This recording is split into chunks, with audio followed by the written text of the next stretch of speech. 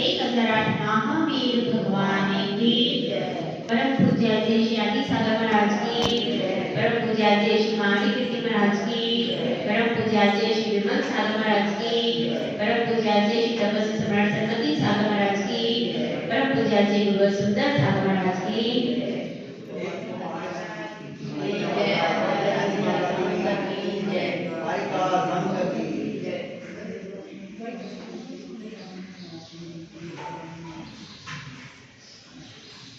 शिष्य बहुत दिनों से प्रश्न कर रहा है, अब उसको इस अध्यात्म रस का स्वाद आ गया। तो एक बार जब मीठे रस का स्वाद आ जाता है, उसके बाद वह भंवरा कैसे रस की तरफ नहीं जाएगा, कड़वे रस की तरफ नहीं जाता। जाता है क्या? नहीं जाता है। लेकिन हम लोग विषयों में इतने अंधे हैं कि हमको अमृत रस ये जिनवाणी यहाँ पर मिल रहा है कि नहीं? तो कितने जैन समाज के भी कितने भव्य जन यहाँ आ रहे हैं, धीरे धीरे आ रहे। सबको विषय भोगों में और कषायों में ही आनंद आ रहा है। वे ये नहीं जानते कि ये विषय विष के समान है और हमारे भव में दुर्गति करने वाले।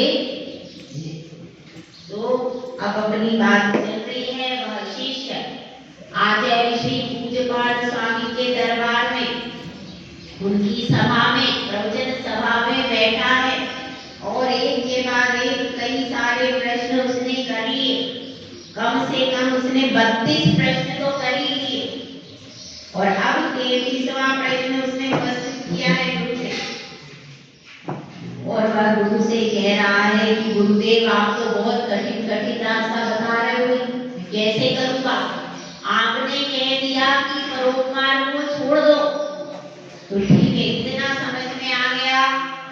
पत्नी के प्रति उपकार नहीं करूंगा और मेरे जो पोता पोती हैं उनके लिए उपकार नहीं करूंगा, बेटे के लिए नहीं करूंगा, बहू के लिए नहीं करूंगा, ये तो सब इतना मैं कर सकता हूँ। लेकिन एक बात और सुनिए कि ये तो सब सांसारिक स्वार्थ वाले उपकार हैं और मेरी अब इतनी सामर्थ्य भी नहीं है। 60-70 साल का मैं हो गया तो प्याऊ बनवाऊं, रक्तदान शिविर करवाऊं, अस्पतालों में मरीजों की रक्षा करूं, ऐसी सामर्थ्य भी अब मेरी नहीं है।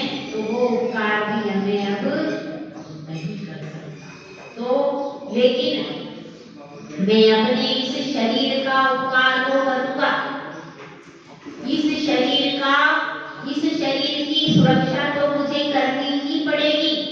तो गुरुदेव उसको कह रहे हैं, क्या कह रहे कि नहीं, शरीर की सुरक्षा करनी है, केवल उसकी रक्षा करनी है, उसका उपकार नहीं करना। उसकी सिर्फ हमें रक्षा करनी है, जैसे हम घर में घर की रक्षा करते हैं, घर को कैसे सुरक्षित रखते हैं ताकि उसमें कोई घुस न जाए, इसी तरह से हमको क्या करना है, शरीर की भी रक्षा करनी है कि शरीर खराब न हो जाए, उसका उपकार नहीं करना। और क्या बात कह रहा है अब वो शिष्य? वह शिष्य कह रहा है कि कैसे इस रास्ते पर आगे बढ़ूं कि आपने कह दिया कि दूसरे का, संसार के किसी व्यक्ति का उपकार नहीं करना, तो जो मैं संसार के सारे अवलंबन को छोड़ दूंगा। किसको छोड़ दूंगा? पत्नी अवलंबन थी, वो मेरा सहारा देती थी, उसको आपने कहा कि छोड़ दो। उसके बाद बहू थी, बहू को भी छोड़ दिया और पोते के भी अवलंबन को छोड़ दिया, बेटे के भी, सब सांसारिक अवलंबनों को जब छोड़ दूंगा तो मैं तो निराधार हो जाऊंगा। और मुझमें अभी इतनी सामर्थ्य तो है ही नहीं कि मैं अकेले अपने बेसिस पे अपनी आत्मा का स्वाद प्राप्त करूं, अपनी आत्मा की गंध ले लूं, अपनी आत्मा का रस ले लूं। मुझमें तो ऐसी सामर्थ्य भी, तो मैं बाहर के सांसारिक अवलंबन को भी छोड़ दूं और मुझे क्या नहीं मिले, आत्मा के आध्यात्मिक रस का पराग भी नहीं मिले, तो मैं तो कैसी स्थिति हो जाएगी। तो मैंने एक दोहा सुना, दुविधा में दो गए माया मिली ना राम। राम का अर्थ यहाँ पर क्या है, मोक्ष से समझिए। तो ऐसा व्यक्ति दुविधा में पड़ा रहता है, ना उसने संसार का अवलंबन भी छोड़ दिया और ये समझ लिया कि मैं खुद अपने बेसिस पे भी कुछ कर नहीं पा रहा, तो बीच में लटका हुआ रहता, तो मेरी तो स्थिति ऐसी हो जाएगी। तो मैं सांसारिक अवलंबनों को छोड़ देता हूँ और मेरी अभी वर्तमान में आत्मा से आत्मा को आत्मा में पाने की, स्वयं अपने आप को संभालने की स्थिति नहीं। तो मैं क्या करूं, कैसे मैं अपनी आत्मा के भीतर उतरूं, कोई अवलंबन यदि मैं ले सकता हूं तो आप बताइए कौन सा अवलंबन लूं। तो ये बहुत सुंदर श्लोक है और इस श्लोक पर मैं कई बार पहले भी प्रवचन कर चुकी हूँ। अभी इस श्लोक देश में तो पहले करे, लेकिन इस श्लोक पर कई बार मैंने प्रवचन किया है। बहुत पसंद है मुझे इसका, सबसे ज्यादा पसंद मुझे अगर कोई श्लोक है श्लोकदेश का तो ये मेरा सबसे फेवरेट। देखिए इस श्लोक को अपन सब पढ़ते हैं। गुरुपदेशाद् अभ्यासात् संविद्ये स्वपरान्तरम् जानाति यः स जानाति मोक्ष सौख्यं निरन्तरम्। इसमें बताया गया है गुरुपदेशात्, मतलब गुरु के उपदेश से, और अभ्यासात्, अभ्यास से, फिर क्या किया, संवित्ते, संवित्ते का अर्थ क्या है, अनुभव करना। क्या अनुभव करना कि स्व क्या है और पर क्या है, इसके अंतर को अनुभव करना, यानी भेद विज्ञान को करना। जो भेद विज्ञान को कर लेता है वह, यह मतलब जो, और वह जो कर लेता है, जो जानता है भेद विज्ञान को, सजानाति, सह जानाति था तो यहाँ पर श्लोक की अपेक्षा से स हो गया है। सजानाति वह जानता है, क्या जानता है कि मोक्ष सुख जो है निरंतरम, निरंतर है, कभी भी ऐसा नहीं होगा कि मोक्ष सुख का अव्यवच्छेद हो जाए। हमेशा ही मोक्ष सुख एक बार प्राप्त होने के बाद मोक्ष सुख हमेशा होता है। इस बात को यहाँ पर अपन सब समझने का प्रयास करेंगे। गुरुपदेश, सबसे पहले क्या चाहिए, गुरु का उपदेश चाहिए, उसके बाद फिर आप आगे कदम उठाना। ऐसा नहीं है कि आपको बता तो मैंने सब कुछ दिया, लेकिन ऐसा नहीं है कि आप स्वयं ही आगे बढ़ जाओ और काम को कर दो, ऐसा नहीं। पहले गुरु का अवलंबन पाना जरूरी है। बिना गुरु के कोई भी ज्ञान प्राप्त नहीं कर सकता। गुरु बनाना जरूरी। अपन जो यह जिनवाणी पढ़ रहे हैं ये किसका उपदेश है, गुरु का ही तो है। सब आचार्य परमेश्वरी ने जो यह लिख दी जिनवाणी, किसका उपदेश है, गुरु का ही उपदेश है। जो अपन स्वाध्याय कर रहे हैं ये उन्हीं गुरुओं के उपकार है, उन्हीं गुरु का उपदेश है। तो सबसे पहले गुरु ने क्या कहा है, गुरु ने क्या लिखा है, दो प्रकार के उपदेश। छेड़ाला में आता है कहे सीख गुरु करुणा, सब जगह गुरु के महत्व को बताया गया है। आलोचना पाठ में भी बताया गया है, बंदो पांचों परम गुरु जो भी सोच। गुरु पंच परमेश्वरी परम गुरु कहे जाते हैं, उन परम गुरु को वंदना करके। और हमारे यहाँ नमोकार मंत्र में तो गुरु ही गुरु की महिमा है, उसमें कुछ और है ही नहीं। बस नमोकार मंत्र में पूरा नमस्कार ही नमस्कार मंत्र है। लेकिन केवल इन पंच गुरु को नमस्कार करने से, मात्र नमस्कार करने से वो 84 लाख मंत्रों का राजा बन गया। बताइए कितना महान है हमारे पंच परमेश्वरी का महत्व कितना है। तो सबसे पहले गुरु का उपदेश, एक तो क्या उपदेश है, जो लिखे हुए उपदेश। लिखे हुए कौन कौन से? जो आचार्य बुद्ध स्वामी ने लिखा, आचार्य समंतभद्र स्वामी ने लिखा, आचार्य पुष्पदत्त महाराज ने लिखा। जो लिपिबद्ध शास्त्र है वो अभी गुरु का उपदेश ही कहा है। इसमें एक और दूसरे शास्त्र, दूसरी चीजें कैसी हैं, जो गुरु अभी वर्तमान में दीक्षा शिक्षा आदि दे रहे, तो उनमें गुरु ने जो कहा वह भी गुरु का उपदेश है। ऐसा मत समझना। अब बहुत सारे गुरु ऐसे भी हैं जो कि शास्त्र नहीं लिखते, ऐसे भी तो हैं, वो शास्त्र में से और उनके शिष्य भी हैं, लेकिन वो क्या करते हैं, मुख से गुरु शिष्य को कह देते हैं ऐसा कर लेना, तो वह उपदेश नहीं कहलाएगा, वह भी उपदेश कहाएगा।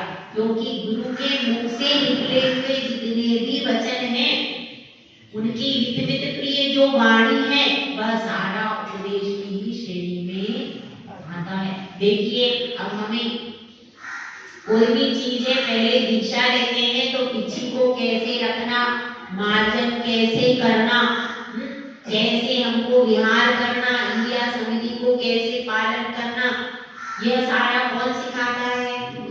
लिखा हुआ उपदेश भी सिखाता है, साथ में गुरु प्रैक्टिकल भी सिखाते हैं। क्योंकि लिखने के बाद भी प्रैक्टिकल द्रव्य क्षेत्र काल भाव की व्यवस्थाएं अलग अलग होती हैं।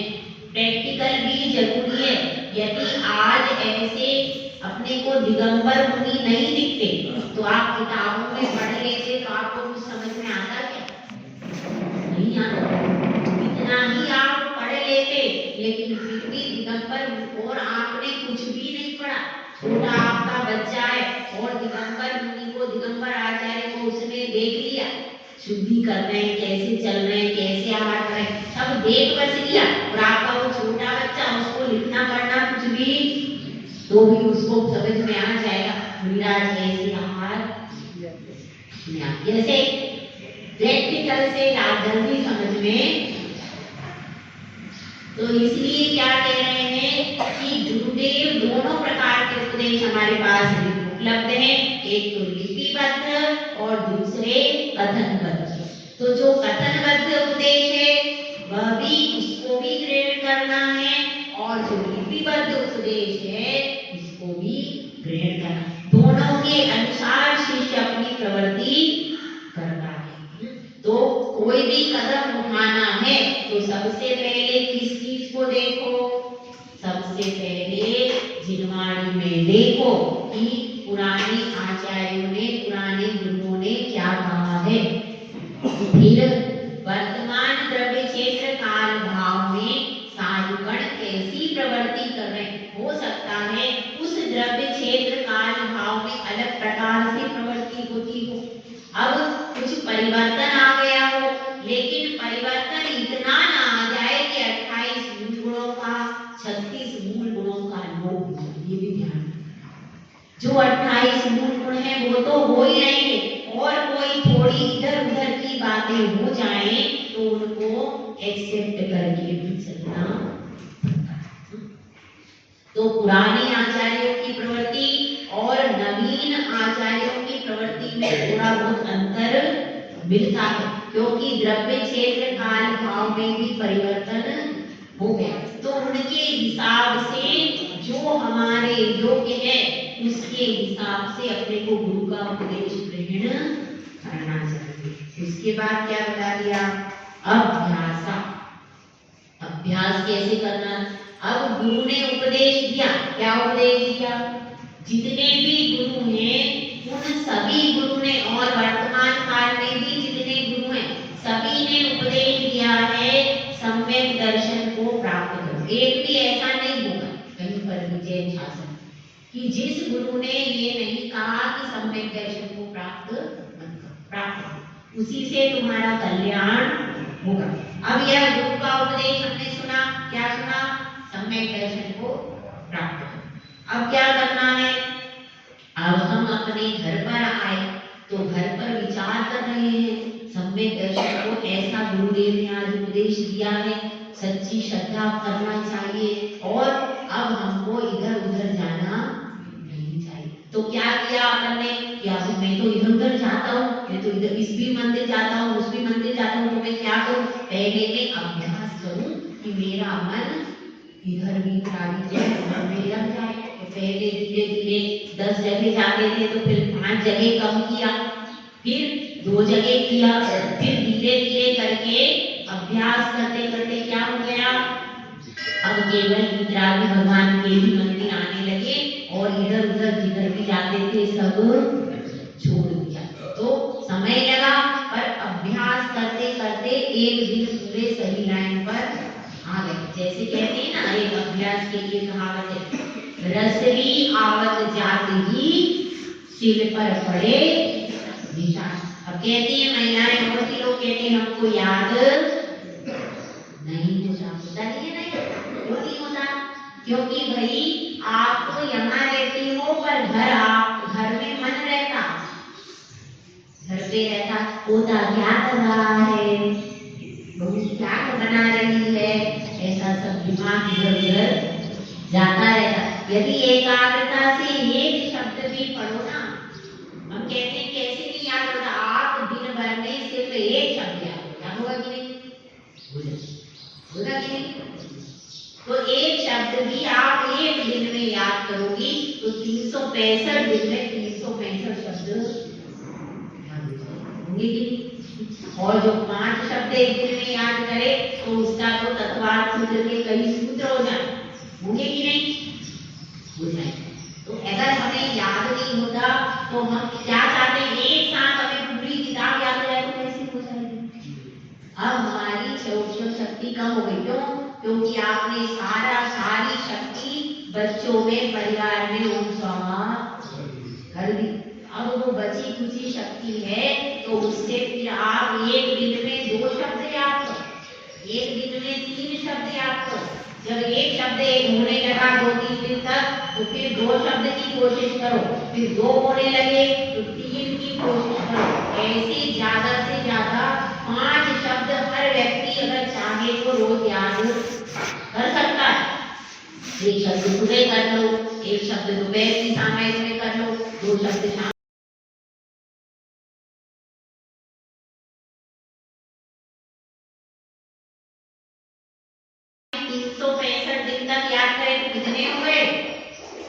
सारा तत्वार्थ सूत्र पूरा हो जाएगा।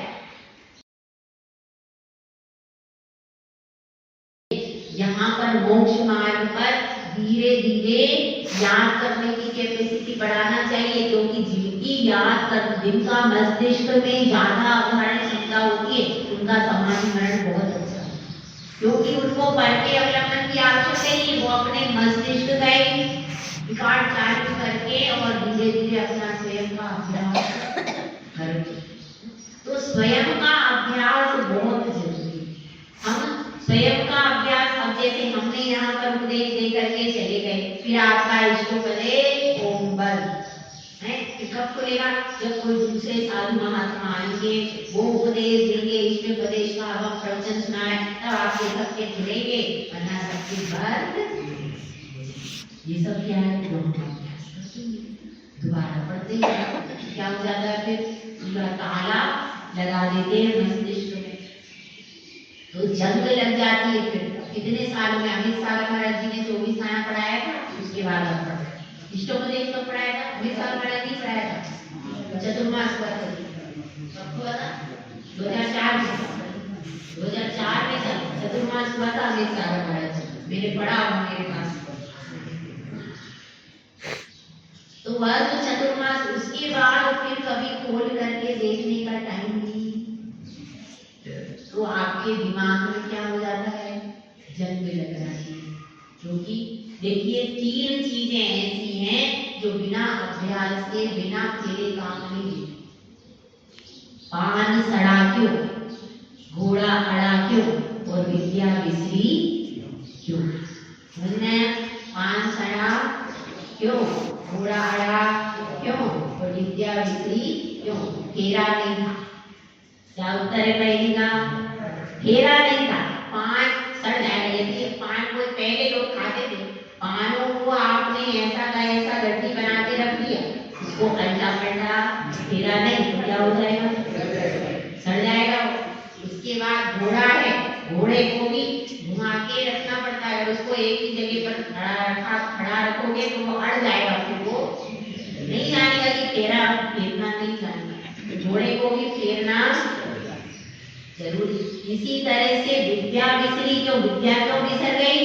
कि हमने फेरा नहीं, वो विद्या जो याद भी की थी, पढ़ी भी थी, वो सारी बिसर। तो इसलिए अभ्यास बहुत ज्यादा जरूरी है। अपन ने एक बार उसको पढ़ लिया, देख लिया, उसका निरंतर चिंतन और अभ्यास करना चाहिए। क्योंकि अनादि काल के विषय और लोगों के हमारे पास क्या पड़े हैं? फंदे पड़े हुए, और बार बार मन जाकर वो फंदे में गिर जाता है। गिरता है कि नहीं?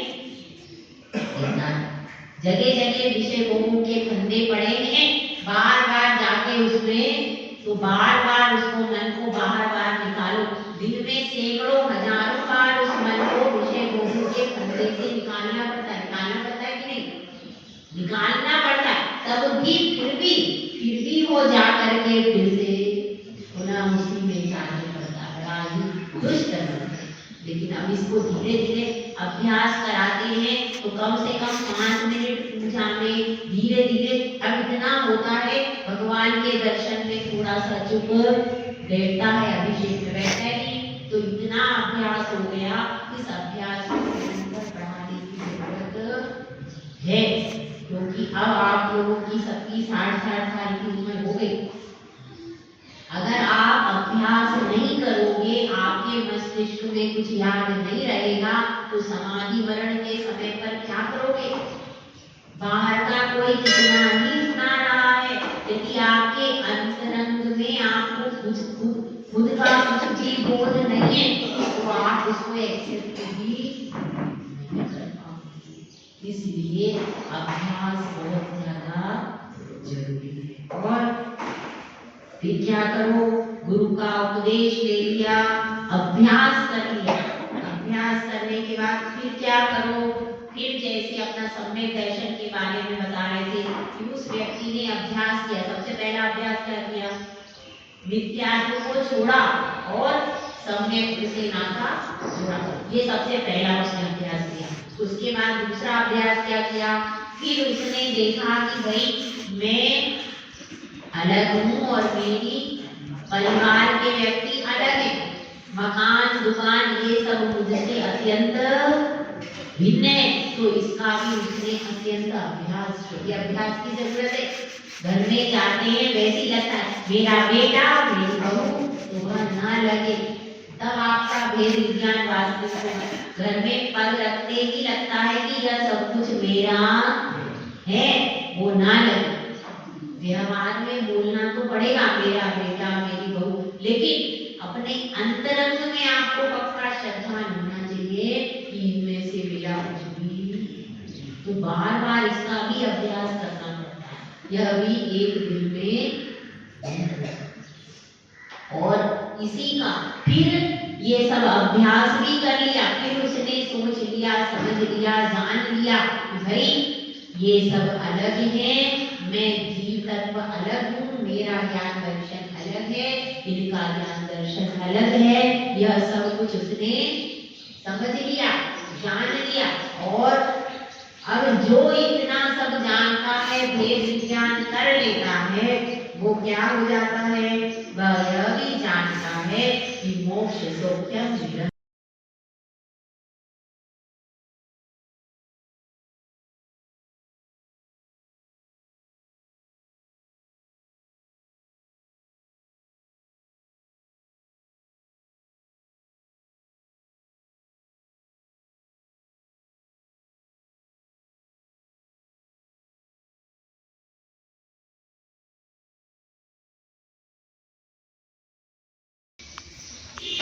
करोड़ों कल्पकाल भी व्यतीत हो जाने अब के यह बाद शिष्य ने इसके सामने रखा है गुरु उसका उत्तर दे रहे हैं कि ये आत्मा वास्तव में वे कभी वापस संसार में नहीं आते। कब तक? करोड़ों कल्पकाल अनंत काल में व्यतीत हो जाने वाले के पीछे, क्योंकि आत्मा का स्वभाव उद्गमन था और उन्होंने वह प्राप्त कर लिया। तो इसलिए बता रहे हैं मोक्ष का उनका जो सुख है वह कैसा है? निरंतर रहने वाला है, कभी भी उसमें कोई अंतर पड़ता। ऐसा हो जाता है क्या सिद्धों को अभी तो सुख ज्यादा मिल रहा है और उसके बाद फिर कम मिलने लगे, उसके बाद फिर ज्यादा, ऐसा होता है क्या? बस तो बाधा अव्यवहार सुख है। अव्यवहार सुख का अर्थ क्या होता है? बाधा रहित है, जिसमें कभी भी कोई भी बाधा पड़ती, हमेशा निरंतर वो अनंत सुख, हमेशा ही अनंत सुख है। ऐसा नहीं पहले थोड़ा मिलता है फिर ज्यादा मिलता है, ऐसा कुछ भी। अनंत सुख प्रति समय उनको मिल रहा है। और हमारा सुख कैसा है भाई? हमारा सुख तो बिल्कुल क्षणिक है, कुछ ही क्षणों में नष्ट हो जाने वाला है और हमेशा रहने वाला तो है ही। जरा सी एक बीमारी शरीर में हो गई, क्या होगा? सारा सुख 1 मिनट में खत्म हो जाता है। लेकिन उनका सुख देखिए शाश्वत है, हमेशा रहने वाला है। तो हम सबको चाह किसकी करनी है? उस मोक्ष सुख की चाह करो और सांसारिक सुख की चाह मत करो। सांसारिक सुख तो आज है और जब आपकी आंख खुली तो सब यही के यही धरा लिया जाएगा, धरा ले। जैसे कि क्या करते हैं, जब पुलिस आती है तो क्या करती है? चोर को पकड़ करके ले जाती है। अब चोर के घर में बहुत सारा पैसा है, तब घरे तो चोर कह रहा है मैं 2-4 यहाँ से ले जाऊं हार हीरे मोती, तो पुलिस क्या करेगी? क्या कहेगी? ले जाने देगी? नहीं ले जाने देगी, सारा सामान उसका जब्त करेगी। इसी तरह से मृत्यु भी पुलिस जैसी है। आपका एक एक हीरा, एक एक मोती, सारी संपत्ति, सारी वो मृत्यु वहीं धर लेती है, वहीं जब्त कर लेती है। चलो तुम्हारा टिकट कट गया, अब तुम अपने सारे सामान यहाँ रखो और यहाँ से निकल जाओ। और घर वाले उठा करके बाहर निकाल देते हैं। बस अब ज्यादा बदबू आ रही है, बदबू आती है, बर्फ लेके आओ, बदबू आ रही है। ऐसे करके परिवार वाले बाहर को निकाल देते हैं। बड़ी बुरी स्थिति है, बताओ। जिनको जिंदगी भर आप लोग प्रेम से रखते हो, बाद में वही आपको घर के बाहर निकाल देते। तो इसलिए अपन सबको सावधान रहने की आवश्यकता है भाई। इसीलिए कह रहे हैं गुरु का उपदेश सुनो और भेद विज्ञान का प्रतिफल अभ्यास करो। इस घर में मेरा कुछ भी, अगर आप सम्यक दर्शन सहित और समाधि मरण सहित मरे, दोनों चीज चाहिए भाई। अभ्यास 2 चीज का तो आपको कंपलसरी करना है। चतुर्थ गुण स्थान में एक सम्यक दृष्टि को केवल 2 चीजों का अभ्यास है। एक तो उसका सम्यक दर्शन कभी भी नहीं छूटे। केवल वीतराग भगवान के चरणों में सिर रखना सम्यक दर्शन नहीं है, वो व्यवहार सम्यक दर्शन। निश्चय सम्यक दर्शन मतलब मेरी आत्मा इन सब द्रव्यों से अत्यंत अत्यंत भिन्न है, इसका सतत उसको अभ्यास बनाना। उसके बाद किसी वीतरागी गुरु के पास में जाकर के अंत समय में समाधि मरण को करना, तब जाकर के कहीं उसकी दुर्गतियां मिलेगी, तब जाकर के उसका एक गृहस्थ का जीवन सार्थक होता है। मतलब अंत समय में उसको भी दीक्षा लेकर समाधि मरण करना जरूरी, इसको सामान्य गृहस्थ। लेकिन जब समाधि मरण होता है तो दीक्षा पूर्वक ही। इसलिए पहले तो यहाँ पर सब अभ्यास करो, उसके बाद जब आपका अंत समय आपको लगे कि अब शरीर ऐसा हो रहा, तो किसी योग्य अनुभवी गुरु के पास में जाकर के फिर सब कुछ त्याग करके व्यवस्थित समाधि ग्रहण करना चाहिए। तो यह सब किसके लिए बताया गया है? वह जानता है मोक्ष के सुख को। अभी सिर्फ जान रहा, अभी उसने प्राप्त, अभी जो सिर्फ इसमें गुरु ने मोक्ष का सुख कैसा होता है इसको बताया है, और हम सबको भी वही सुख प्राप्त करना है, परमात्मा बनना है। तो अब कल शिष्य फिर से सभा में नए प्रश्न के साथ उपस्थित हो। कल तो शाम को ही आ जाए, अब तो दोनों टाइम उसकी कक्षा चल रही, तो शाम को ही शिष्य नए प्रश्न के साथ में उपस्थित होगा। जय गुरु, जय सुंदर ठाकुर।